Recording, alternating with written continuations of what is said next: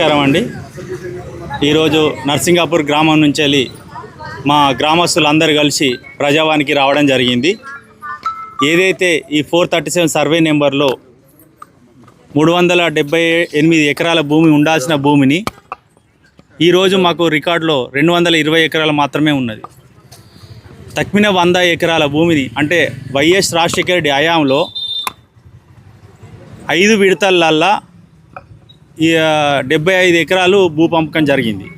So ఇంకా తక్మిన భూమి అంటే 80 నుంచి 100 ఎకరాల భూమిని గత ప్రభుత్వాలు ధరణి పోర్టల్లో కబ్జా కావడం జరిగింది. అంటే ఇతర గ్రామస్తులకు పంపకం చేయడం జరిగింది.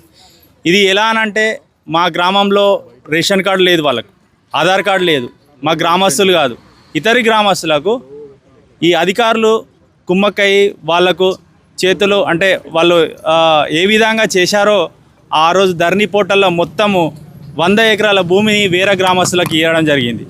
ఈరోజు మా విధానం ఏంటి అంటే మా భూములు మాకు కావాలి, మా గ్రామ భూములు మాకు కావాలి, మా గ్రామ భూములు మా గ్రామస్తులకే చెందాలి, ఇతరి గ్రామస్తులకు చెందకూడదు అని చెప్పేసి ఈరోజు మేము వినతపత్రం మన ప్రజావాణిలో జిల్లా కలెక్టర్ గారికి ఇవ్వడం జరిగింది.